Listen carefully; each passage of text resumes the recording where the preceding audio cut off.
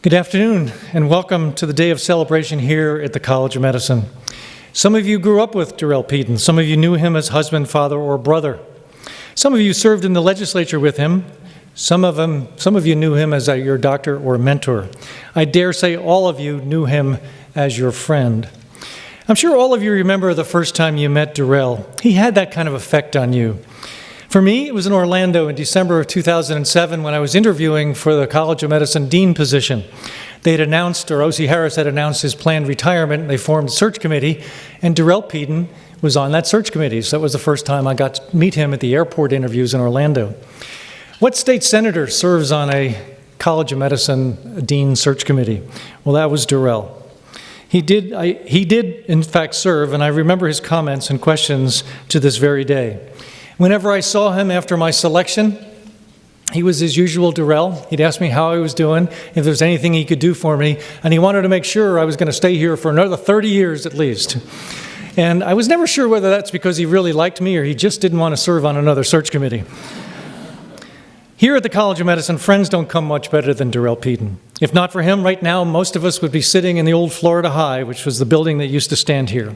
If not for him, there would be no FSU College of Medicine. If not for him, the 268 students who so far have come from 38 panhandle towns to become physicians might not have been able to live that dream. Might not have been able to become doctors. Because for the faculty, staff, and students here, that's a large part of Durell Peaden's legacy. Way more before anyone else, he knew that Florida's panhandle needed more doctors, particularly in primary care. He knew the best way to find doctors for Crestview, where he was from, or other small towns in the Panhandle, was to find them in those areas, train them well, and get them to come back to those areas. Well, take a look around and see what he helped create. Also, with enormous gratitude, we've invited you here to help us honor him in two special ways. One is we officially unveiled the Durell Peaden Auditorium and the Durell Peaden Rural Medical Education Program. We want the next generation of physicians and students here who use this auditorium as one of their main medical lecture halls to understand the incredible gift that this place really is, and who the person is that helped us to create this institution. For students doing rural rotations or scholarships or clerkships, the Durell Peaden Rural Medical Education Fund will provide travel and lodging support. He would be pleased to know that he is helping them. After all, the word rural certainly fits him like a glove. Besides this auditorium, beside the Rural Medical Education Program, another way to measure the impact of this man is to see how many of you are sitting here to remember him and honor him. I'm afraid we don't have time for me to recognize each and every one of you, but let me point out just a few. FSU President John Thrasher and his wife. Members of the FSU Board of Trustees, Secretary of State Ken Detzner, Senator Al Lawson, Senator Bill Montford, Senator John McKay, Senator Nan Rich, Senator Don Gates, Representative Matt Gates, Representative Robert Trammell, Judge David Green, Dr. Sylvia Ferretti, Provost and Senior Vice President and Dean of Academic Affairs, the Lake Erie College of Osteopathic Medicine in Erie, Pennsylvania, is with us today also to honor his memory. And Dr. Peaden had wonderful relationships with the LECOM. Dr. Robert George, the Associate Dean of Academic Affairs from the LECOM Bradenton campus. Durell's faithful partner and wife, Nancy, is with us today. His sons, Trey, Tyler, and Talon Peaden, and his brother, John Peaden. One person who wanted so much to be with us today can't be, because he's in the Netherlands doing his usual work. That's former FSU President Sandy Dallenberg, who sent this letter to Myra Hurt. We knew you'd want to hear Sandy in his own words, and he wrote. And I'm afraid I can't even begin to describe Sandy's voice, but I will try. I had not known Durell well when he called me from his car as he was traveling to Tallahassee one day in 1997. He asked me if I could visit with him when he arrived, and then he made the most startling statement. His statement, I've been traveling through North Florida, and these little towns do not have doctors. There's an immense need for physicians in the United States and in Florida, and I want to get your help in starting a medical school. Can you meet me later today at the Governor's Club? You have to imagine that this was something of a shock to me. I had talked about a medical school for FSU, as had Bernie Sliger before me, but the sudden bolt out of the blue. We met and began a long process that ultimately established the FSU College of Medicine, a process that was possible because the speaker, John Thrasher, also had enthusiasm for the idea, and his staff, particularly Steve McNamara, put their energies into this effort. But I write not about the medical school that had such great success, but about the prime mover, Durell Peaden. From the beginning, Durell and you and Myra had the right ideas about a medical school. I wanted one to add to FSU's prestige and ability to get research grants and other resources. You and Durell, that is Myra Hurt, wanted a medical school that would train physicians who cared about patients and who would fill the void in Florida healthcare. Durell was particularly passionate about patients and the need to train physicians, not as specialists, but as professionals committed to serving people, and he had strong opinions on how that could be done. Ultimately, what he accomplished was not just that the medical school was a mission he advocated, but a challenge to the entire medical education establishment and a retreat from their absurd position that we did not need any more physicians. Durell enjoyed such great respect from all who knew him, and I sometimes wonder why he did not seek higher office. I believe he would have had great support, for he is one of the very few people to serve in the modern Florida legislature who had no enemies. Everyone recognized that Durell was motivated not by the power of money, but for the public interest. My life, the life of Florida State University, and the healthcare system of American public are so much better because we had Durell Peaden with us. That's the end of Sandy's statement, and I think it speaks very, very well, and I'm so glad that I was able to bring it forward to you, certainly not with his energy and emotion. Now let me introduce three special people in Durell's life who plan to provide us with a little more insight into this remarkable man. The first is President John Thrasher, whose name is spelled out in big brass letters a few dozen yards from here. Before he became president of this university, his alma mater, he led a U.S. Army medevac team in Vietnam and received 2 Bronze Stars. Like Durell, he also served in the Florida Senate. But here at the College of Medicine, we mostly remember him as a Speaker of the Florida House. At the same time, coincidentally, that Durell Peaden sought to gain legislative support for a new medical school at Florida State. Please welcome and thank President John Thrasher for the College of Medicine. Thank you very much, Dean. Hearing Sandy Dallenbert's letter always reminds me it's tough to follow Sandy Dallenbert in anything. And I'm having that kind of same feeling today as I listened to his words that were so powerful about our good friend Durell Peaden. But I just want to thank you all for being here today. I know it means a lot to Durell's family. Nancy, thank you and all of the family for sharing this day with us and sharing Durell with us for the many years that he was a public servant for the state of Florida. I know what you said about him wanting somebody asking him to be around for 30 years. I can assure you nobody's asked me that at this point in time. I want to be very clear about one thing. I want to be very clear. And I mean this from the bottom of my heart, that we would not, as the dean said, and as Sandy said, we would not be standing here today in this building, in this College of Medicine today, if it wasn't for the vision and the passion and the tenacity of Durell Peaden. As a country doctor who cared for the families of his hometown in Crestview, Durell was passionate about providing the kind of care that require patients to come first. But he knew there were a lot of Floridians out there who were not getting the kind of medical care because they were elderly or they lived in a rural inner city. There were simply not enough primary care physicians to treat them. In the late 1990s, there had not been a new medical school created in the United States in 25 years. Durell knew that the time was right. The time was right for a different kind of medical school, and that the place for it was Florida State University. I too believed in some of the same things that he believed in, that we needed more physicians to serve the people of the state of Florida. I too believed that in Florida State's unique ability to provide the kind of exemplary education and patient-centered training that physicians of today and tomorrow would need. So together with many of my colleagues who are here today, former colleagues and his colleagues who are here today, we set about to change that dynamic. We worked together to win a legislative approval, and the new medical school has now been here new for 15 years. In many ways, President Sandy Dallenbert, my good friend Myra Hurt, the medical school faculty, and our first students were really pioneers. That's why it's especially gratifying to see that we were able to achieve Durell's vision of success almost from the very beginning. We graduated our first class of 27 students in 2005, and in 2008 they began finishing their residencies and became our first practicing physicians. That was just 7 years ago. And now consider this. We have 202 new alumni physicians practicing in the state of Florida. 127 of those are providing primary care, which is the cornerstone of the mission of this medical school. More than 50 of our graduates are actually practicing in the Panhandle, which is another thing that Durell wanted to accomplish. Of our FSU graduates practicing in Florida, 17% of them are in rural areas. That's almost triple the national average, 6% of the doctors who practice in rural communities. That's exactly what Durell wanted to happen.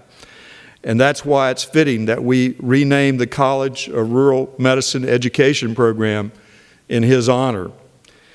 I'm also glad that the students and faculty and guests for generations to come will gather in this auditorium, this very auditorium, and they'll see Durell's name at the entrance. Because of him, countless citizens of this state are now being served by doctors trained at this very College of Medicine. Because of him, their lives are being saved every day. Around Crestview, where my good friend lived, and in Tallahassee, he was known as Doc. But I, like many of you, were proud to call him friend. May God bless our friend and his family. Thank you very much.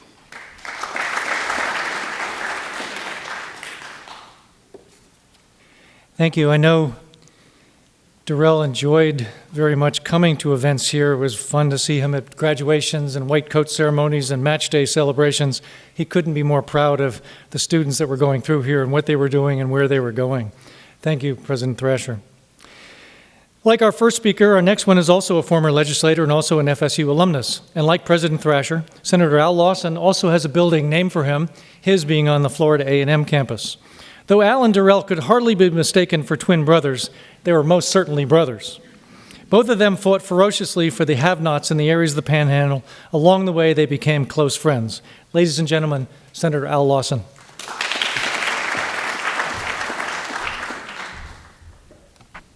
Thank you very much. The only thing about having a building named after you, I was telling Dr. Peaden, he was, what it's like having a building named after you. I say, if they keep losing the way FAMU basketball team is losing, you know, I hate to turn the TV on for 11 o'clock news. Yeah. To Nancy and the family, it's an honor for me to be here to say a few words in this dedication about my good friend and brother, Durell Peaden. It was three of us, and I see Senator Clary. And where are you, Senator Clary? Stand up, Senator. You're not as tall as I am, so I want to be able to see you. Okay.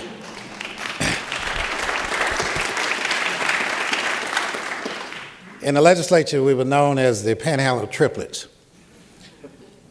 So the question was asked one time by the president, John McKay, it's a little bit different with you three guys. You're so much taller than the rest of them. I say because I got more nourishment when we was born. They say, you're a little bit darker than the rest of them. I said, yeah, but under the cover, we all look the same.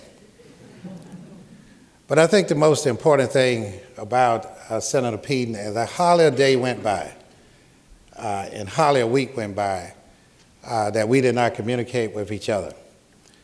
In fact, sometimes I would call the house and Nancy would answer the phone and I would try to do small talk with Nancy where she wouldn't think that I was overlooking her. And she'll tell me, say, okay, Al, I know you want to speak to Durell. You don't have to go ahead and try to pretend like you want to talk to me. Yeah. You know, this journey started a long ways with me. I was just thinking about it. And I went over this history with Dr. Peaden some time ago. In 1971, Florida State established the PIMS program, the Program in Medical Science. And when that program got off to a great start with students at FAMU, would do 2 years and at FSU, and then they would go on to the University of Florida. I was employed at the university here at the time, but I was a basketball coach. But one day I had the opportunity to be in on a meeting with Dr. Slager and Bud Barringer and a couple other people, and they asked a question. I was in the meeting. I don't know why I was in the meeting, but I was in the meeting. They asked, what is going to make a great university? And at that time, Dr. Slager, Dr. Flora, and all of them said, what it's going to take to make a great university is we have to have an engineering school and a medical school. Little did I know that my mind was strictly on recruiting and on basketball. Little did I know that in 1982, I would have the opportunity to work with a legendary representative, Herb Morgan, and creating the Joint Engineering School at Florida A&M University and FSU. But in the legislative process, I never did think it was possible that we would have a medical school. But when you had the arrival of Jim Kane, that I had the opportunity to be over for a dedication, and John Thrasher, and Senator Peaden, boy, they really made it possible. So I had the opportunity to witness the creation of this school. Florida High was here where my son went to school. I was concerned about moving Florida High out of here and putting the medical school here, but they convinced me. But the most important thing about my good friend, Durell Peaden, there was hardly a moment in the legislature, and I'm pretty sure that Nan Rich, Senator Rich, can speak to this because she was on the healthcare committee and pretty much always has something going to help women, to help those who are less fortunate in the state, and was making a great difference. She had a great person to work with when she was working with Doc Peaden. So Nan, I'm so happy to really see you here because it made a difference. One of the things that was so significant that they passed was to make sure that they could provide for intact families, because the intact family needed health care. In order for them to be able to get health care and so forth, you had to kind of split the families up. But they made it possible through Nan's effort and through the effort of Dr. Peaden that the families could stay together and be able to get, women could be able to get prenatal care that was so important to the whole family structure. But I can tell you is that as we traveled through, I remember calling me one time and say, Al, I was over in Gaston County, and they want these kids to learn, but these young kids can't learn because they need dental work.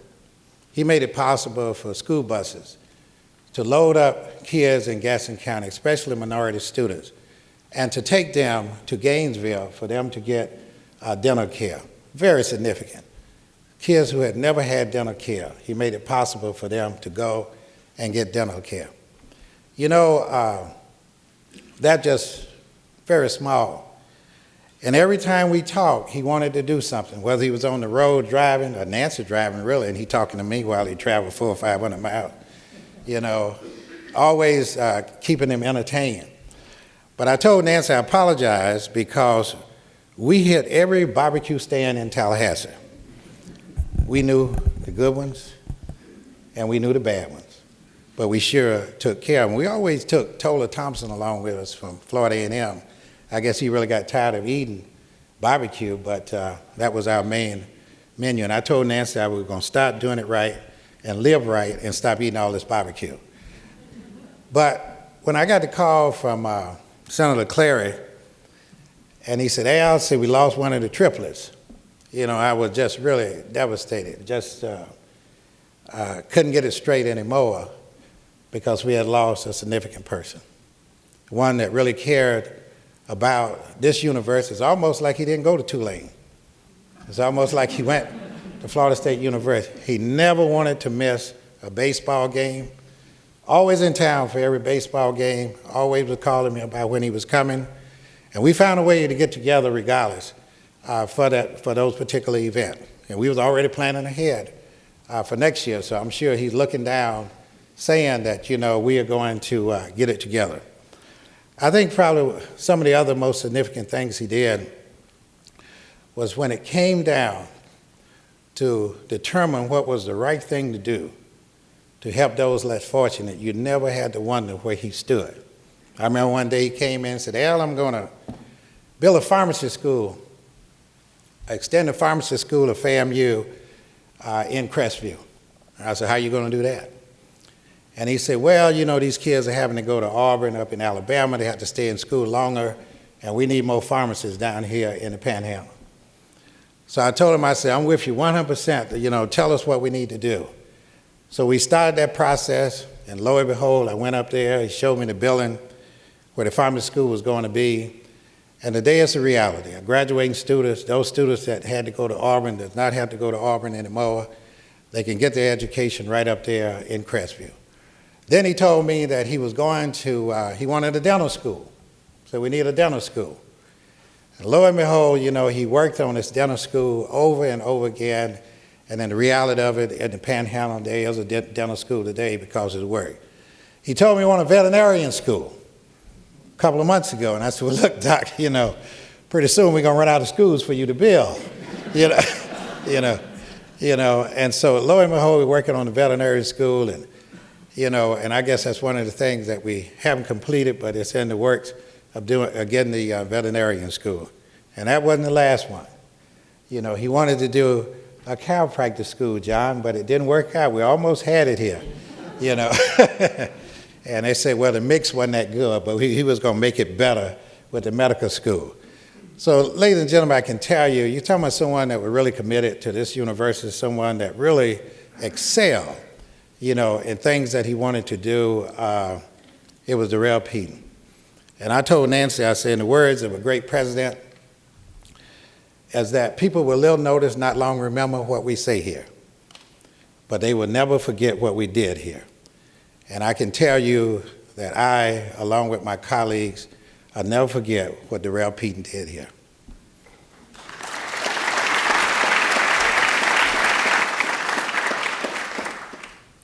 Thank you. And I can tell you that the last time I saw Durell, actually, he was bragging about the new LECOM Dental School at Defuniak Springs. He was inviting me to come by and see all the wonderful dental care that was being provided to the patients there, and they'd finally have a place to go. So he was amazing how he could realize his dreams.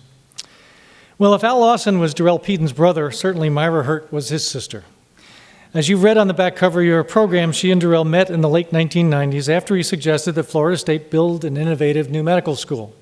They hit it off, both with rural pedigrees, both whip smart, and both known for finishing what they started. Myra was the first interim dean of this new college, and she usually is introduced as its architect or its godmother. She's here with her memories and even a video clip of the man we're honoring today. Please welcome Senior Associate Dean for Research, Myra Hurt.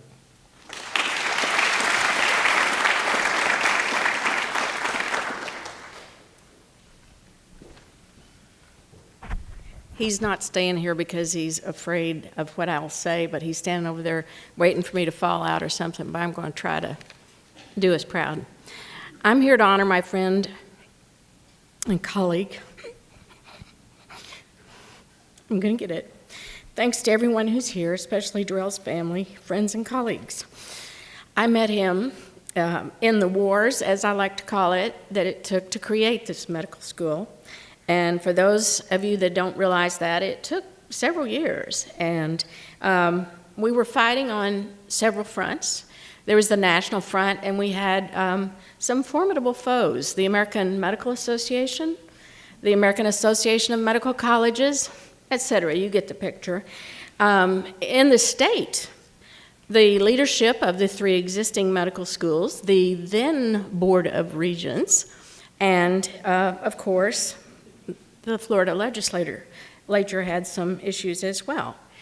And even locally in our town and gown town, and even some corners of FSU. But we don't remember all of that. It's all behind us now, almost. He was always very positive. He was always there, and he enjoyed every minute of it. Even some of the times I wasn't really sure I was enjoying it. He was enjoying it. Over the years till now, he's always been supportive of the medical school, wanting to help. asking the question, how are the kids doing? And he was talking about the medical students. Or a real scary question, what do you want to do next? And he was meaning a new project.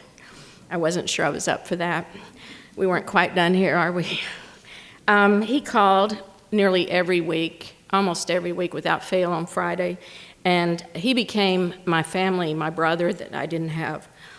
He wanted a book, which I will write. I owe him that, and myself, and former President Dallenberg, I promise. If they'll ever let me retire, I will work on it. And he'll always be present here. And now I get the pleasure of introducing a video clip that I think you will, if you knew Durell, capture the family doctor, capture Durell's personality. And he's making a statement on the creation process of our medical school. And if you have any questions later about what he was talking about, there are a number of doctors here and they can explain it to you. You know, things like that move slow, and you represent them, no matter what the controversial issue is. Either they get educated or they don't get educated, but the issue dies away. This was one that was very slow to come. It's kind of like delivering a breech birth. Sometimes you can't do anything except sit there and let the process move. You can't change the process. You can't speed it up, and I've often used that as an analogy of what happened when we were birthed in FSU's medical school.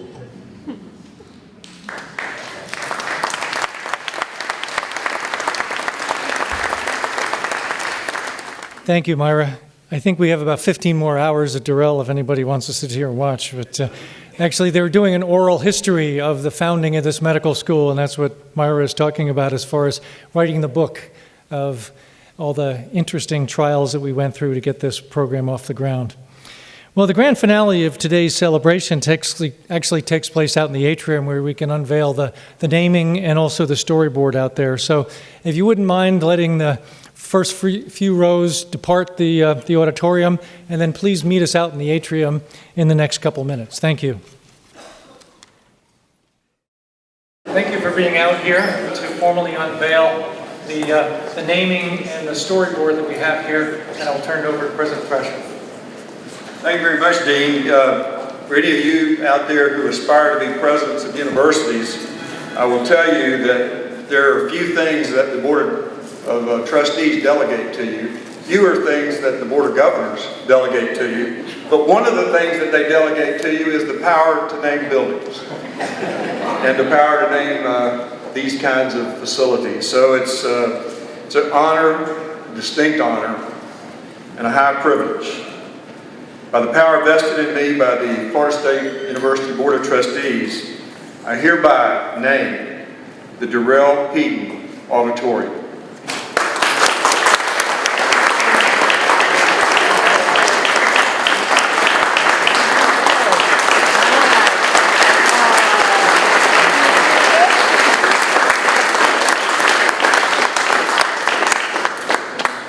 We wanted to do a little bit more than just simply name the auditorium, and we know that most of the students, when they come in here, they're really focused on getting into the auditorium, being on time, all that kind of stuff. And so we really wanted them to know who it was that we were naming this after. And Nancy, if you wouldn't mind, this is our storyboard. It really tells the story of how much Durell means to us. Go ahead. Oh.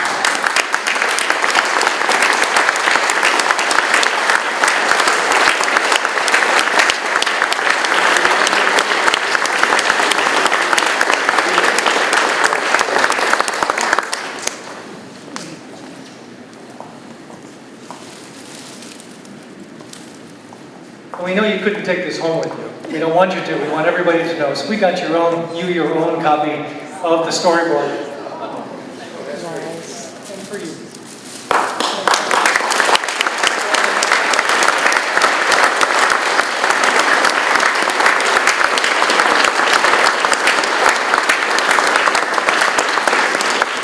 So you might have noticed when you came in that we have refreshments and, drinks here for you. We'd love you to stay around for a little bit and enjoy the company of all these friends that you may not get to see at work. and also to share memories of Durell. Thank you for coming out here today. We greatly appreciate honoring this wonderful man. Thank you.